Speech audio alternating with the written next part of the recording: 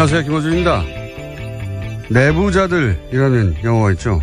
이 영화에 정치적 의도로 여론을 호도하는 언론 권력의 상징으로 이강희라는 가상인물이 등장합니다. 검찰 조사를 받은 한 피의자가 자신들에게 위협이 되자 그를 협박해 자살하게 만든 뒤 그 죄를 검찰에 뒤집어 씌우는 사설을 씁니다. 검찰의 과잉조사가 초래한 자살, 영화 속 사설 제목입니다. 이번 주 조선동아중앙의 사설 제목은 다음과 같습니다. 정치보복 수사의 비극, 자살불은 과도한 수사, 너무 거친 검찰 수사. 영화 속 사설과 완전 판박입니다. 국정원 공작에 초래한 한 검사의 죽음을 검찰 내부의 문제로 몰아가는 것. 적폐수사를 방해하려는 여론 호도의 전형적인 수작입니다. 내부자들은 픽션이 아니라 다큐였다. 김호준 생각했습니다. 내부자들 영화 봤어요? 네, 봤죠. 네. 똑같아요. 네, 저는 삼성 장충기 문자를 보고 나서도 정말 내부자가 픽션이 아니라 논픽션이다라는 생각했었습니다. 내용이 완전 똑같습니다. 예. 영화보다 좀 더 심하죠. 예. 현실이. 앞으로 이제 이 영화 시나리오 쓰시는 분들이 굉장히 괴롭겠어요. 예. 웬만한큼 시나리오 써봐야 현실보다 덜하기 때문에. 자, 뉴스를 가볼까요? 예. 첫 번째 뉴스는 뭡니까? 네, 검찰 조사받았던 남재준 전 국정원장도 박근혜 전 대통령 지시에 따라서 특수활동비를 전달했다는 사실을 인정했습니다. 매달 5천만 원씩 특수활동비를 전달했다라는 건데요. 남 전 원장이 받는 혐의는 크게 세 가지입니다. 이와 같은 청와대의 특수활동비 상납, 또 화이트리스트 단체 지원, 국정원 대선 개입 사건 수사 당시에 수사와 재판을 방해했다라는 건데요. 우선은 상납 부분은 본인이 스스로 인정을 한 겁니다. 제가 어제 그랬지 않습니까? 예. 거물인 줄 아는 사람들은 자기가 거물로 취급되지 않는 상황에 가면 다 얘기한다고. 예. 자, 그런 말도 했죠. 대통령이 돈을 요구해서 치사하다고 생각했다고. 네, 굉장히 디테일한 이야기까지 했는데요. 박근혜 전 대통령이 먼저 국정원 특수활동비 떼어달라고 요구했다고 합니다. 뭐 자기 돈입니까? 따지고 보면 자기 돈도 아니에요. 뭐 자기의 몫으로 나온 활동비라고 생각했다라는 건데요. 이게 어차피 공작비였기 때문에 국정원장 특수활동비를 달라는 게 아니잖아요. 자기 돈도 아닌데 이 말도 이 발상도 웃기고요. 치사하다고 생각했다고 하는 거죠. 그렇게 생각했다 한들 그걸 또 가서 말하는 것도 웃기고요. 자, 육군 참모총장도 하셨죠. 예, 국정원장도. 출신입니다. 예, 국정원장도 하시고 대선 후보도 누가 추대한 게 아니라 자기가 스스로 나가시고. 예. 그래서 본인이 거물이라고 이렇게 생각하신 거예요. 대선 후보 아무나 나오는 게 아니거든요. 예. 근데 이제 본인을 그렇게 거물로 대우하지 않는 상황에 처하게 되면 이것저것 막 말하게 되어 있습니다. 굉장히 돈을 달라고 했던 상황에 대해서 자세하게 이야기했는데 이재만 전 총무비서관이 직접 전화해서 돈을 달라 했다라는 이야기도 했습니다. 이분이 이제 출두할 때 포토라인에서 거창한 말씀하셨잖아요. 민주주의 수호하고 거창한 말을 했으면 이런 질문하면은 이렇게 답하면 안 되거든요. 치사하다 막 돈 달라고 그랬단 말이야. 본인이 생각할 만큼 건물이 아니게 취급받으면 받을수록 더 많은 얘기를 하실 것이다. 다음 뉴스는요? 네, 또 이명박 전 대통령이 자신을 향하는 검찰 수사에 대해서 나라가 과거에 발목을 잡고 있다라는 이야기를 했다라고 채널A가 보도했습니다. 이명박 전 대통령은 지난 월요일 자신의 사무실에서 핵심 측근들과 회의를 가졌는데요. 이 자리에서 검찰이 너무 많이 앞서간다 라면서 걱정했다라고 회의에 참석했던 측근 인사가 전했습니다. 이명박 전 대통령이 나라가 과거의 발목이 잡히고 있다. 예. MB가 다스의 발목을 잡히고 있죠. 예. 흥미로운 반응입니다. 생각보다 굉장히 일찍 저는 왜냐하면 내년쯤에나 반응하지 않을까 합니다. 일찍 반응도 했고 많이 긴장하고 있다는 얘기겠죠. 예. 이 프레임을 밀고 있잖아요. 이제 과거에 매달리고 있다. 보수 정당에서도 계속 밀고 있죠. 예. 예. 안 통할 거라고 보고요. 실제 안 통하고 있고 여기 엉뚱하게 안철수 대표가 이 프레임에 합승하면 안 되죠. 여기 갑자기 튀어나와서 전전 이렇게 하면서 합승했는데 누가 조언하는지 모르겠지만 본인에게 도움이 안 될 거라고 봅니다. 자, 어쨌든 이명박 전 대통령이 직접 반응하였다. 예. 네, 또 이번 주 일요일에 중동으로 강연을 위해서 출국을 하는데요. 이때도 아마 기자들이 많이 찾아갈 것 같은데 어떻게 입장을 낼지가 주목됩니다. 제가 예언하죠. 안 냅니다. 자, 다음 뉴스는요. 네, 김재철 전 MBC 사장의 구속영장이 기각됐습니다. 서울중앙지법 강부영 영장전담 판사가 기각 사유를 다음과 같이 밝혔는데요. 사실관계에 대한 증거가 대부분 수집됐고 피의자의 직업, 주거 등에 대한 도망의 염려가 크지 않다라는 사실 등을 비춰보면요. 피의자를 구속할 이유와 필요성, 상당성을 인정하기 어렵다라고 밝혔습니다. 또 우리가 이정열 부장 판사님을 연결할 또 사안이 나왔네요. 앞으로 안 나올 줄 알았더니 이건 뭐 자, 전문가 이야기를 들어봐야 되겠지만 일반인으로서 준법조인에 가까운 일반인으로서 보기에 제가 이해 안 가는 대목은 특히 이겁니다. 뭐 도주의 우려가 크지 않다는 것도 잘 이해가 안 가지만 이게 이제 국정원법 위반인데 이게 국정원 직원을 처벌하기 위한 사건이다. 이런 거잖아요. 그게 이제 구속할 필요가 없다는 논리인데 이게 이해가 안 가요. 국정원 직원이 혼자 할 수 없는 혐의를 다투는 거 아닙니까 이게. 네, 실제로 다 공모했다고 적시되어 있습니다. 국정원 직원이 혼자서 MBC 가가지고 MBC 사장의 역할을 할 수 있습니까? 없잖아요. 이거는 반드시 MBC 내부자와 공모해야 되는 범죄인데 이런 논리로 기각하는 게 말이 되나? 이해가 안 되는데.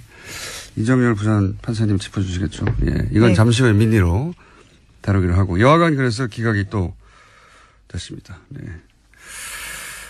도주의 우려가 없다. 증거가 대부분 수집됐다. 증거가 대부분 수집된다는 걸 어떻게 알죠? 판사가? 수사를 안 하는 사람인데. 네, 또 현재 상황에서는 김재철 전 사장 같은 경우에는 국정원 정보관과는 접촉한 사실 없다. 그리고 관련 내용 문건 본 적도 없고 들은 적도 없다라고 부인하고 있는데요. 정면 부인도 이게 사실은 구속의 사유 중에 들어갈 것 같은데 여하간 이건 저희 전담 해설 판사 있지 않습니까? 네. 그분 요새 할 일이 별로 없다고 하니까 다시 잠시 후에 연결하기로 하고요. 민의로. 자, 다음 뉴스는요. 네, 문재인 대통령이 인도네시아를 국빈 방문했고요. 오늘은 또 베트남으로 향합니다. 아펙 참석차 가는데 인도네시아에서는 특별 전략적 동반자 관계를 맺은 데 합의했습니다.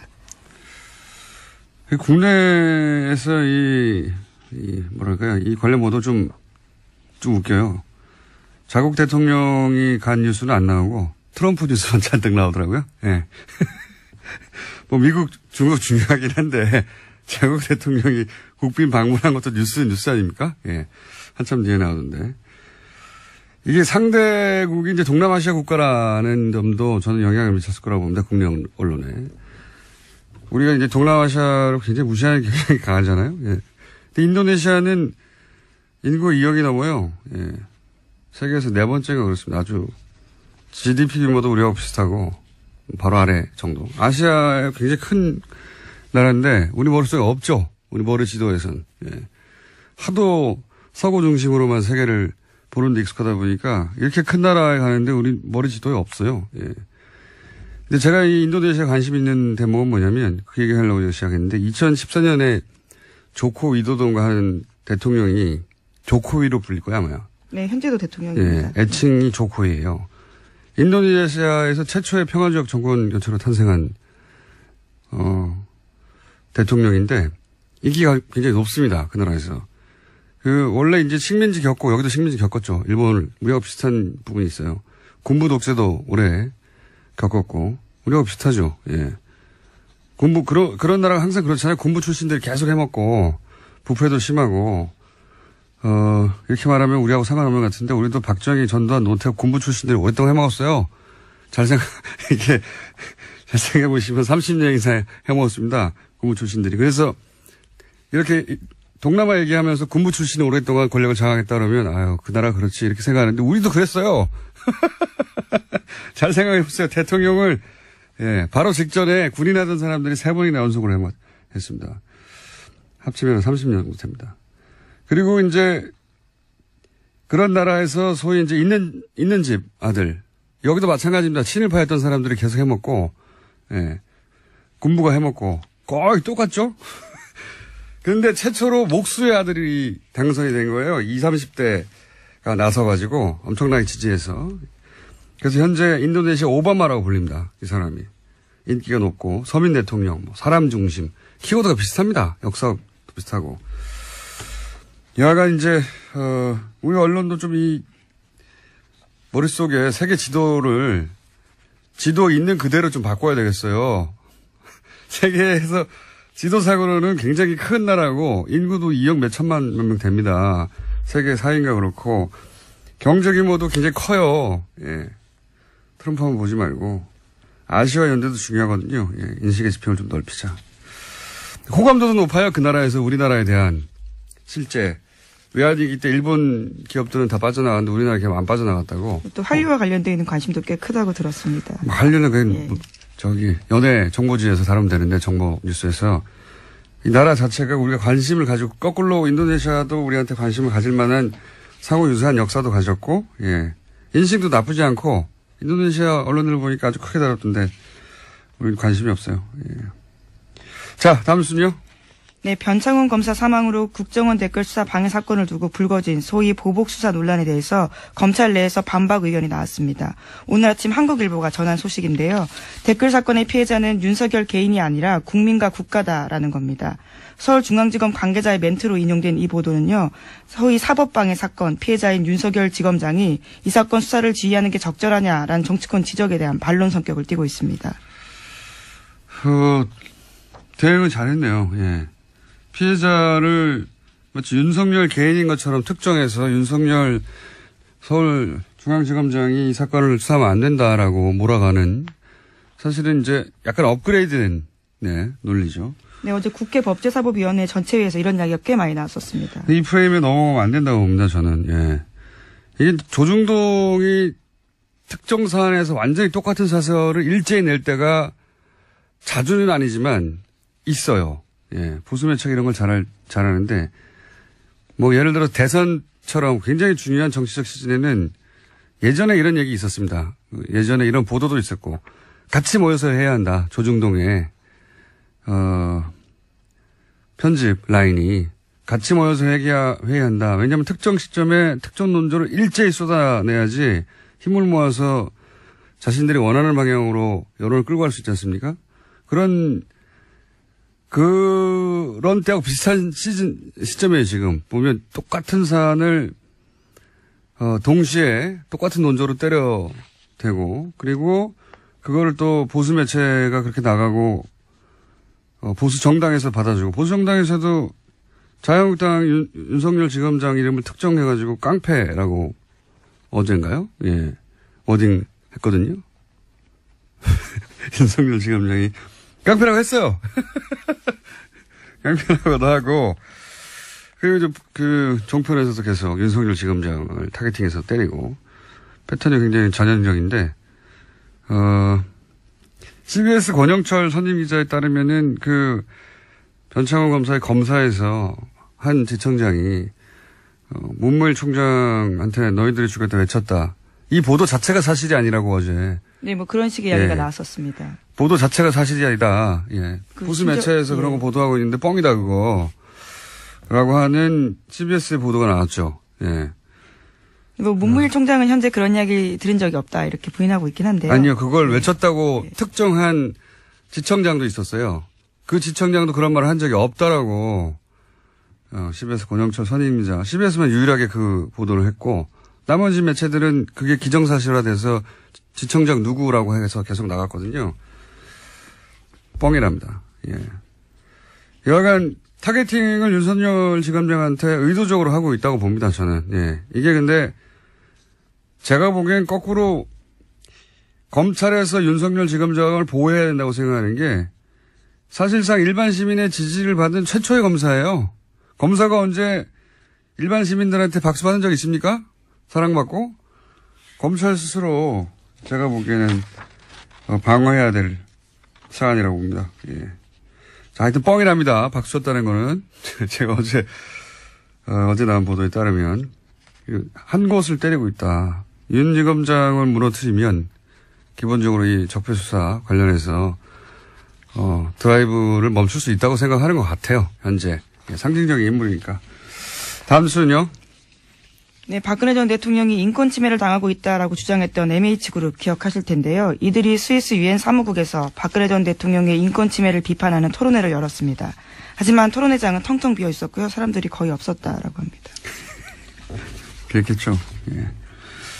사실이 아니기도 하거니와, 예. 아마 자신들이 발제했겠죠. 그 회사에서. 그러니까 그 사업회사에서 발제하는 토론회에 누가 갑니까? 이런 사안에. 자, 텅텅 비었다고 합니다. 자, 다음 뉴스 하나 정도 더 하고 바로 이정길 판사님 연결해야 되겠습니다. 네, 한성숙 네이버 대표가 어제 직접 나서서 구글을 향해서 공개적으로 의혹을 제기했습니다. 지난달 31일에 국정감사에서 이해진 네이버 창업자가 세금도 안 내고 고용도 없다라면서 구글 비판한 적이 있는데요. 그러자 바로 구글이 반박했습니다. 그리고 일주일이 지났는데 다시 네이버가 공세에 나선 겁니다. 이 프라임 전환의 기술인데 이런 게, 예, 네이버에 대한 공세가 있을 때 네이버도 고민이 많았겠죠. 어떻게 프레임을 전환할지. 지금 외국 기업 대 한국 기업 뭐 이런 프레임으로 만들어서 짠 하고 뜬금없이 구글을 공격하는 것으로, 예, 국면을 전환할 프레임을 짰네요. 이거 누가 짠 건지 모르겠지만 잘못 짰다고 봅니다, 저는. 구글에 문제가 있다면 그건 그것대로 따지고 구글의 문제가 서로 있다 손치더라도 네이버 문제가 사라지는 건 아니거든요. 그리고 이렇게 스스로 이 대결 국면에 들어가서 뉴스를 제공할 필요가 없어요. 네이버 입장에서는 그냥 이 이슈가 등장하지 않는 게 좋은데, 예, 스스로 이슈를 만들어 주고 있으니까, 자, 이 싸움 가운데 네이버의 모순점도 또다시 뉴스거리가 되거든요. 예, 어제 7가지 문제나 제기했었는데요. 뭐 트래픽 비용, 검색 조작, 검색 알고리즘 이런 것들에 대해서 문제 제기했습니다. 돈 받고 키워드 올려주는 영업 같은 거, 예, 등등.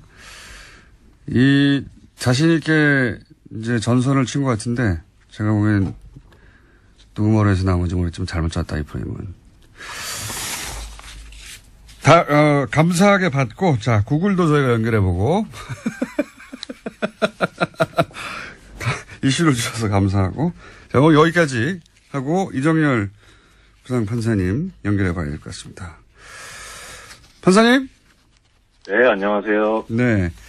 제가, 소개해드릴게요. 법무법인 동안에 사무장으로 계신 이정열 전 부장 판사님이시자 영장 판사를 직접 지내셨고, 예.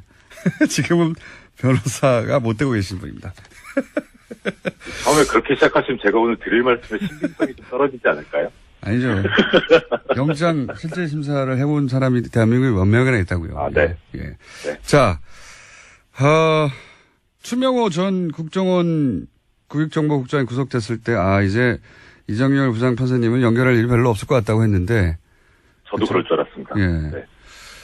바로 나오네요. 자, 김재철 전 MBC 사장,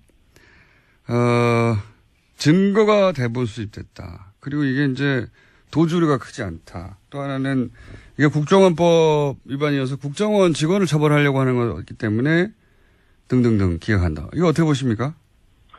일단 지금 말씀 주신 것도 세 가지가 다 문제인데 네. 처음부터 말씀드리자면은 우리 청취자분들께서도 잘 아시겠습니다만 이 구속영장 발부가 되려면 범죄 혐의가 소명이 돼야 되고, 예. 그다음에 도주의 우려가 있거나 증거인멸의 우려가 있거나, 네. 뭐 이런 요건이 이제 필요한데. 거의 다 외웠어요, 저희 청취자들이 이제. 예. 이 범죄 혐의 소명 부분 보면 이제 영장 청구 기각 사유에 이렇게 나오더라고요. 저기 사실관계에 대한 증거가 대부분 수집되었다 이런 표현이 나와요. 저도 그게 이해가 안 갑니다.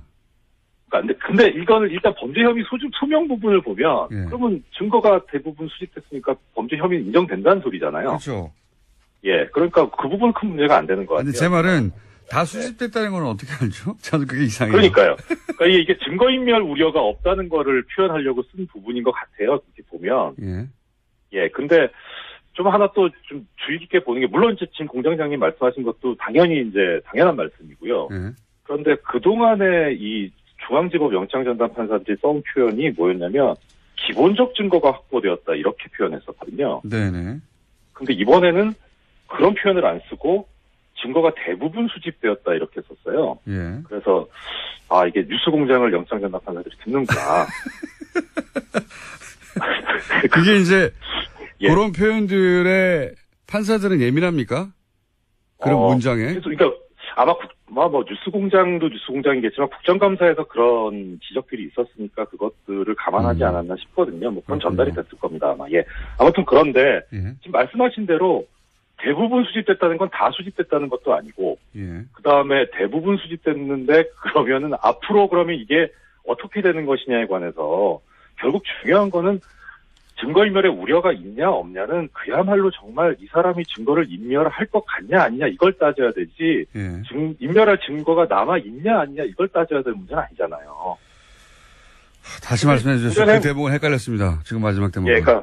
그러니까 공장장님 말씀대로 그러니까 지금 증거가 대부분 수집됐으니까 이제 더 이상 인멸할 증거가 별로 없으니까 증거인멸의 우려가 없다 이런 식이거든요 지금. 그렇죠. 예, 다 수집됐으니까 이제 됐다 이거 아닙니까? 그렇죠. 그런데 어떻게 알아요, 공장장님 말씀대로. 그러니까요, 제 말이 그거예요. 수집됐는지. 그러니까 이거는 영장 전담 판사 아니라 사실 수사를 하는 검찰도 몰라요. 조사해봐야 증거가 나오는 거기 때문에. 저도 그래서 이런 식으로 표현하는 건 아직도 지금 예전에 기본적 증거가 뭐 확보됐다 이 표현에서 못 벗어나고 있다 그 궤를. 알겠습니다. 정신 못 차리고 있다 이런 것 같아요. 그리고 도주 우려가 상당히 심각한데요, 이게 지금. 일단 도주 우려가 없다는 사유를 든 게 직업과 주거가 일정하다 이렇게 썼어요. 그런데 이건 뭐 보통 영장 기각할 때 쓰는 상투적 표현이고 결론은 그거죠. 실형 선고가 예상되지 않는다 이런 그렇게 중대하지 않다 이런 논리거든요. 근데 지금 이 김재철 피의자의 지금 혐의를 보면 일단 범죄 사실이 소명됐다고 전제가 됐으니까 소명된 범죄 사실이 공영방송 MBC를 망가뜨리는데 본인이 중추적 역할을 했잖아요. 일단. 그러니까 국정원 일정이 있었는데 결과를 봤더니 일정대로 다 됐더라 이거 아닙니까? 그렇죠. 그게 맞아떨어졌다는 거죠. 그게 서로 안 맞았다면 범죄 혐의 소명이 안 됐다고 아마 썼을 거예요.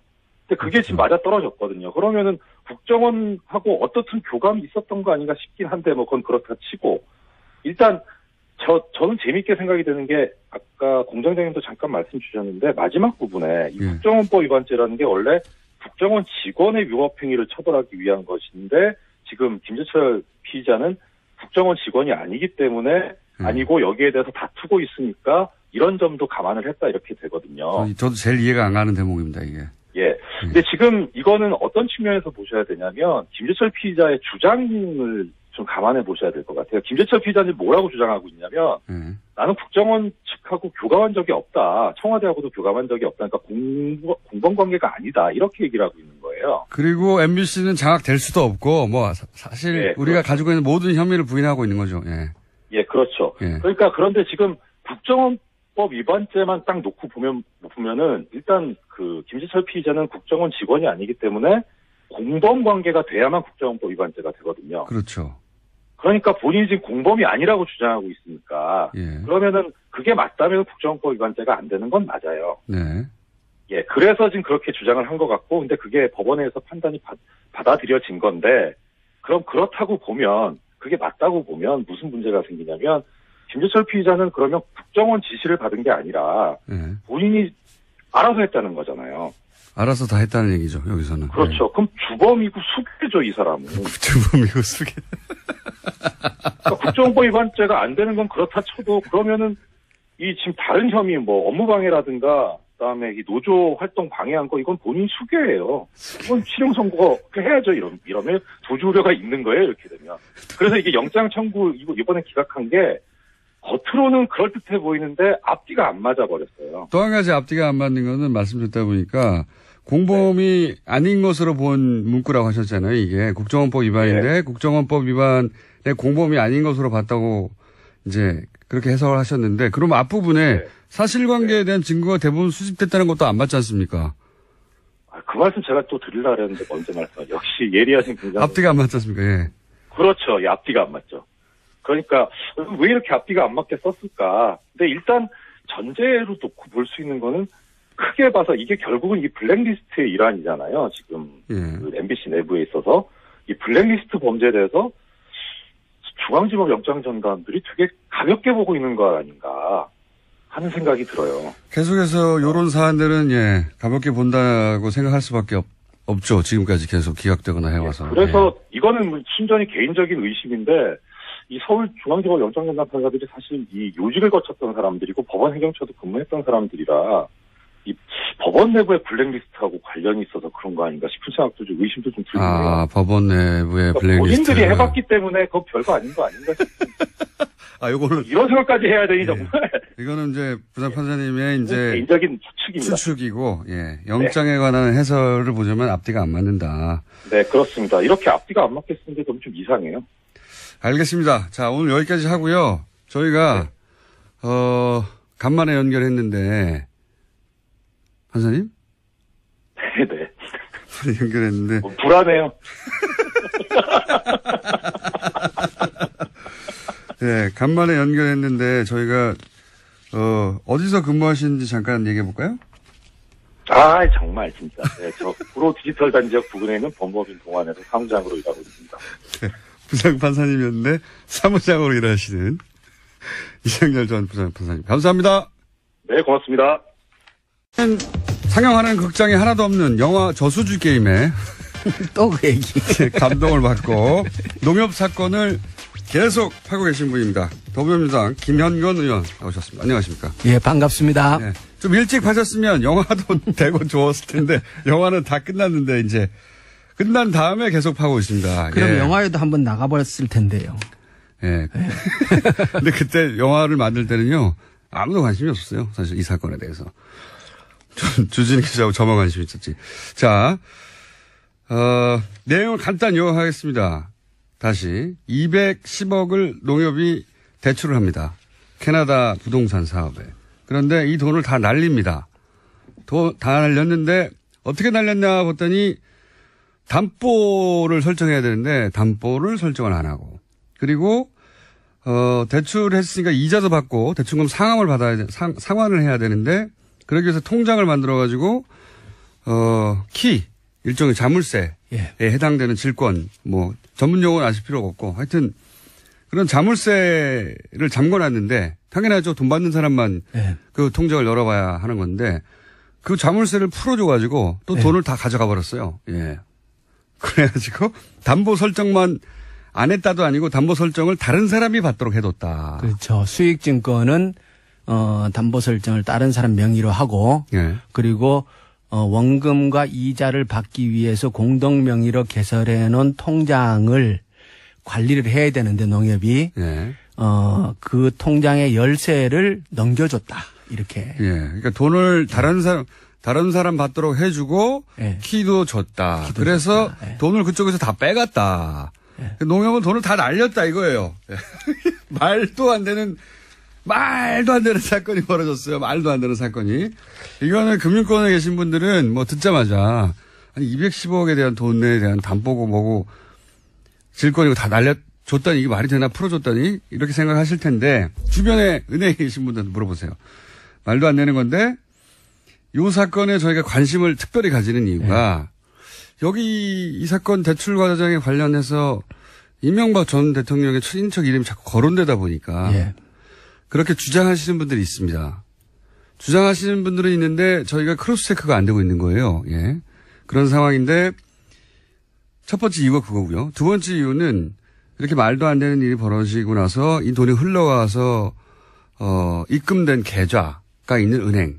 그 은행이 이명박 전 대통령 캐나다 은행. 캐나다에 있는 로얄 뱅크 오브 캐나다 RBC 은행이 이 자원외교 때마다 등장하는 은행이라는 거예요. 이후에 자원외교 여러 가지 사건이 터질 때마다 결국은 항상 RBC가 뚱뚱 나와요. 예. 그것도 이명박 전 대통령과의 연결고를 생각하지 않을 수 없는 사안이고 그 외에도 몇 가지인데 큰 덩어리가 그렇습니다. 그러다 보니까 이것이 정권 초반에 일종의 프로토타입이 아닐까?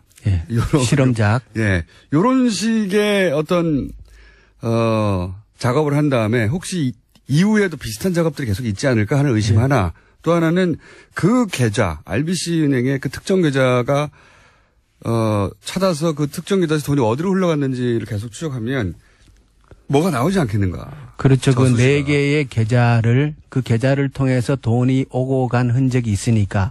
그러니까 농협은 210억을 출자를 했는데 원금은 전액 손실했지만 그 과정에서 60억의 이자는 받았다고 얘기를 하거든요. 예. 그 이자를 받은 통장이 그 4개의 통장인데 예. 그 4개의 통장 번호를 제가 갖고 있으니까 예. 이 통장의 거래 내역을 조회를 하고 예. 어느 쪽으로 돈이 어떻게 빠져나갔는가를 추적하다가 보면은 이것이 특정인과 연계가 되어 있는지 아니면 단순히 사업 과정에서 실패에 의해서 돈이 소진된 것인지를 예. 확인할 수 있을 것이란 이건 얘기죠. 캐나다하고도 공조를 해야 될 사안인 그렇죠. 것 같고요. 그러니까 공적기관에서 수사를 예. 해야 하는 사안인데 아직 안 하고 있기 때문에 예. 저희가 하라고 계속 하고 있는 겁니다. 그렇죠. 이게 단순 투자 실패가 아니라 통장 번호도 갖고 있다고. 권력형 비리일 수 예. 있다. 예. 그런 냄새가 아주 많이 난다. 예. 예. 그러면 오늘 여러 가지 얘기를 하시겠지만 혹시 예. 이 프로토타입일 수도 있다라는 의혹은 오래전부터 저랑 주진우만 주장해 왔어요. 아무도 예. 관심을 안 가져서 참 외로웠는데 프로토타입일 수 있다. 유사한 어떤 투자 방식이 뒤에 나오는 거 찾아보신 거 없습니까? 예. 그 얘기 들어가기 전에요. 예. 그 수익증권을 담보로 해서 90억을 현지 개발업체 대표가 찾아가고 그리고 그 돈이 그 토지 매입과 연결이 되거든요. 예. 그런데 그 토지에 대한 근저당권을 농협이 설정을 합니다. 예. 그런데 이게 나중에 사고가 터지고 나서 예. 현지 조사를 가게 되는데 예. 그런데 근저당을 설정해 놓은 기관, 국내 기관이 예. 농협만 있지 않고 예. 다른 국내 은행이 2순위, 예. 그러니까 이 순서를 투지가 필지가 여러 개이다 보니까 농협이 1순위인 것도 있고 그 은행이 2순위인 것도 있고 이것이 바뀌어 있는 것도 있고 예. 예. 그렇다라는 거를 보고 예. 얘기를 하는 사람이 있어요. 어허. 그 얘기는 뭐냐 그러면 농협만 이 투자에 연계되어 있지 않고 다른 은행도 예, 다른 은행도 그걸 저희도 몰랐습니다. 예, 다른 은행도 우리 서류를 안 보여주니까. 아하. 그래서 이게 농협만 연루되어 있는 게 아니다. 연루된 게 아닐 가능성이 있다. 예, 근저당에 국내 다른 은행이 이게 설정이 되어 있다는 얘기는 농협만 210억이고 다른 은행이 또 있을 수도 있다. 또 있을 수도 있다. 예. 처음 알았습니다. 그래서 그 얘기를 말씀을 드리고 이건 단순한 사건이 아니니까 네. 반드시 조사를 해야 된다. 영화도 만들었지 않습니까? 예. 잘하셨습니다. 그쪽에서 다 내려갔는데 예. 그때 하시셔서 이 얘기를 했으면 얼마나 좋았을까. 그 말씀을 드리고요. 예. 그리고 이제 이게 이제 확대될 수도 있겠군요. 예. 아하. 그리고 2009년도에 예. 산업은행하고 예. 수출입은행하고 농협하고 미국에 그 천연가스 투자를 합니다. 그런 건 너무 많이 해가지고. 예. 예, 어쨌든 하는데 결국 그 세 개의 기관이 합쳐서 3천억의 손실을 봅니다. 200억하고는 비교가 안 되는 3천억. 비교가 안 됩니다. 3천억. 예. 근데 우리가 이제 수출입은행이 이게 다 이제 그 관치은행적인 성격들을 갖고 있는 기관들이지 않습니까? 네네. 수출입은행이 330억의 손실을 보는데 왜 니네가 도대체 여기에 참여를 해가지고 수출입은행은 330억. 네, 농협은 170억. 네. 산업은행은 여기 농협도 또 꼈어요? 농협이 또 끼어요. 또 끼는데 그 돈도 상호금융 특별회계의 돈입니다. 냄새가 나네요. 네. 그러니까 이게 농협은 원래 이런 해외 투자에 앞장서서 하는 경험도 없고 그렇죠. 지난번에도 말씀드렸듯이 상호금융 특별회계는 농민들의 돈이기 때문에 이런 데 넣지도 않고 매우 안전하고 보수적으로 운영하는 것이 기본 원칙인데 또 들어가서 170억을 날려먹습니다. 여기도 똑같이. 날려먹는데. 근데 여기는 170억은 3천억 중에 일부일 뿐인 거네요. 이번에는. 이게 이제 펀드가 하나는 아니에요. 여러 개의 복수의 펀드가 있는데 산업은행이 운영하는 펀드에 가입을 한 건 아니고 근데 그 같은 흐름이에요. 거기에 농협이 170억을 또 날려먹습니다. 또 날려먹고. 근데 어쨌든 그 날려먹었다고 하는 사업들을 모아봤더니 3천억 정도가 사라졌다. 예, 3천억 정도가. 그런데 이 투자 과정에서도 예. 농협에서 보여준 투자 과정과 유사한 어떤 그런 특징이 그렇죠. 보이니까 이 말씀하시는 예. 거니까. 예. 그래서 수출입은행에다가 투자하게 되는 과정에 대한 질의를 했더니 왜 투자했느냐? 네, 답변이 온 게 아주 재미있는 답변이 왔어요. 그때 수출입은행 입장에서는 그 투자 방식이 블라인드 펀드 방식이었다는 거예요. 묻지도 따지지도 않는. 아니, 블라인드 펀드가 뭐냐면은 예. 투자 대상을 정하지 않은 상태에서 투자금을 모으고 그 이후에 투자 대상을 모색 투자하는 방식이라는 거예요. 예. 그러니까 이게 일종의 쉽게 얘기하면 예. 묻지마 투자 방식이라는 거예요. 그러네요. 이게 예. 투자 방식이 이런 방식이 있는지도 잘 모르겠지만 만약에 있다면 예. 이것은 매우 안전하고 예. 수익이 검증된 투자처에만 적용되는 방식일 거라고요. 그렇겠죠. 그렇겠죠, 당연히. 당연히 그렇겠죠. 예. 그래서 수출입은행이 참여할 때는 이 블라인드 펀드 방식이었기 때문에 자기네는 어디에 투자를 하는지 투자가 적격한 건지를 심사할 수 있는 기회조차도 없었다는 거예요. 자기 돈이 어디로 가는지도 예, 몰랐다. 예. 그리고 매우 훌륭하네요, 이거. 이게 이제 운용사는 따로 있고 예. 수출입은행은 출자자로서 참여를 한 건데 예. 출자자는 운용사의 투자 결정에 따라 출자 이행을 요청에 따라서 돈을 냈을 뿐이다. 수행할 의무만 있다는 거예요. 돈만 냈을 뿐이다. 돈만 냈을 뿐이다.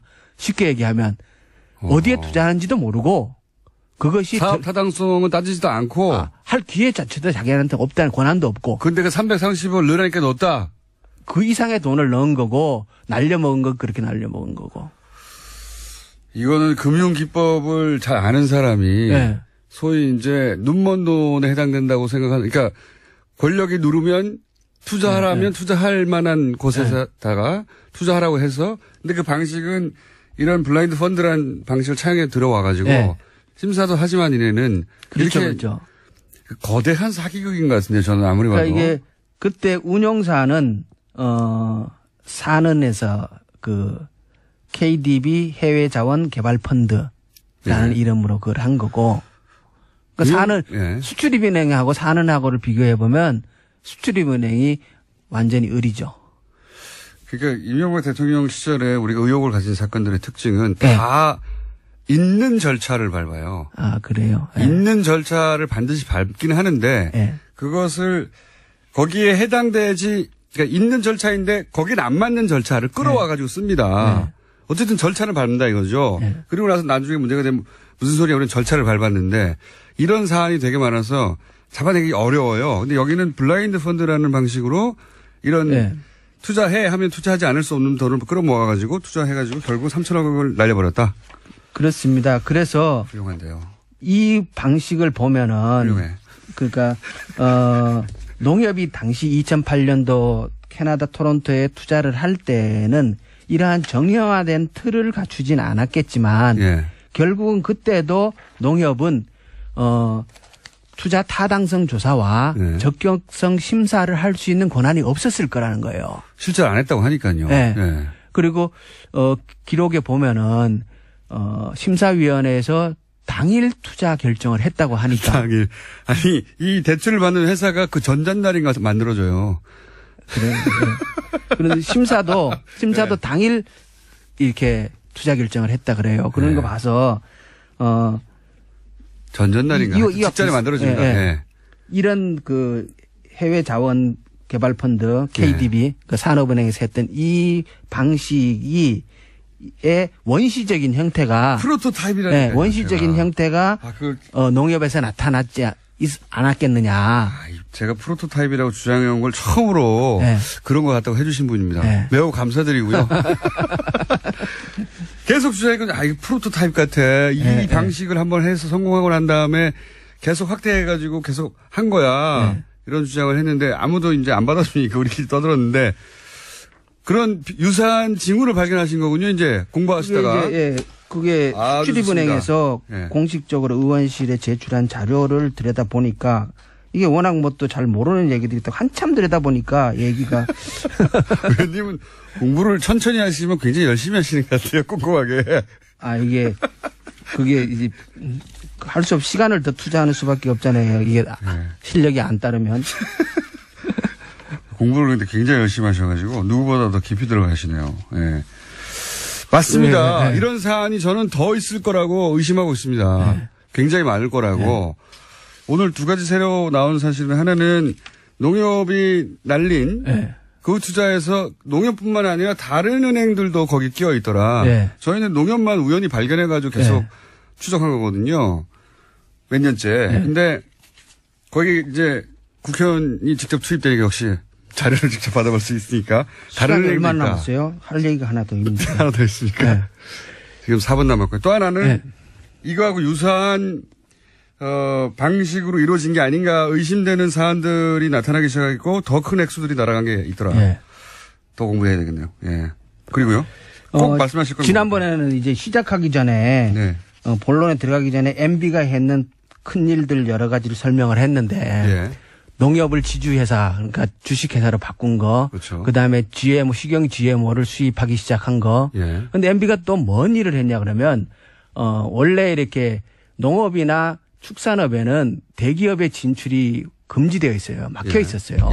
그런데 MB가 들어와 가지고 축산 계열화 사업이라는 법을 만들고 축산 계열화 사업. 양계나 양동 같은 축산업의 대기업의 진출을 허용해 줍니다. 그때 그렇게 됐습니까? 그때 합니다. 그래서 지금 양계에서 특히 육계. CJ 계란 이런 게 그때 나온 거예요, 그러면? 그건 이제. 그건 다른 얘기입니까? 조금 다른 얘기고, 그건 이제 유통에 관한 얘기고, 지금 하림. 하림. 육계의 95%를 기업이 장악하고 있어요. 오리의 95%, 오리 산업의 95%를 기업이 장악하고 있어요. 농가가 아니라 기업이. 농가가 아니고 기업입니다. 그게 이명박 대통령 때 만들어진 이명박 대통령 때 법을 만들고 그때부터 정부가 그러니까 예산을 가지고 그 계열화 사업을 적극 지원합니다. 그래서 지금 특히 닭은 거의 대기업한테 다 넘어갔어요. 이미. 그러니까 양계 농가라는 건 사실상 존재하는 게 아니라 농가는 있어요. 하청업자가 됐다. 그러니까 이제 그 과정을 그 관계를 제가 얘기하면서 그렇다면 당신 워낙 억울하고 비참하다고 얘기를 하니까 제가 그렇다면 지주 소작 관계에서 소작농의 지위에 해당됩니까? 라고 농가에게 물어봤더니 아니다. 자기네는 노예다. 이렇게 얘기를 하거든요. 그냥 노예다. 네, 노예다. 이것도 벌어진 일이다. 그 시작을 MB가 한 거예요. 뭐 하다 보니 할 게 너무 많은데요. 저 2분 남았는데 그 농협을 통해서 그 소위 MB 인맥이 농협에 포진이 되고 그렇죠. 그래서 농협을 통해서 많은 일들이 일어난 게 아닌가 하는 의구심을 가지고 계시잖아요, 이제는 점점. 그렇죠. 그게, 그러니까, 농협의 그 대출건이 명백하게, 문제점들이 많고, 그 뭡니까, 감사에 의해서도 여러 가지 지적이 있었는데, 그 부분이, 완전하게 의문이 해소되고 척결되지 않은 이유가 도대체 뭘까? 그것은, 그렇다면, 당시 MB가 들어가고, 그러니까 최원병이란 MB 측근이 들어가고 그때의 영포라인과 연결된 농협 내에 천년회라는 조직이 만들어지고 그리고 그 몇 번 보도는 됐지 않습니까? 그런데 그 농협 내의 사조직과 이 대출을 누군가가 뒤에서 은폐하고 비호하는 사람들이 없다면 이게 안 드러날 리가 없죠. 그러니까 이게 그리고 대출이 이렇게 이루어졌겠는가 하는 그렇죠. 의구심. 그래서 결국은 제가 이제 그래서 천년의 멤버들의 이 명단을 구해서 봤더니 여전히 농협 내에 실세들이 다수 있고. 그러면 저희가 20초밖에 안 남아서 말씀드리는데 농협 관련해서 농협 해킹 사건 이런 것도 있었잖아요. 농협 관련해서 생각해 보시면 꽤 많은 사건이 있었습니다. 이런 사건도 앞으로 관심을 가지실 겁니까? 그렇죠. 그렇죠. 그 얘기 20초밖에 안 남았으면 시작을 하지 맙시다. 5초만 하고 5초밖에 안 남았으니까 하실 거다? 해야죠. 계속 나오실 예정입니다.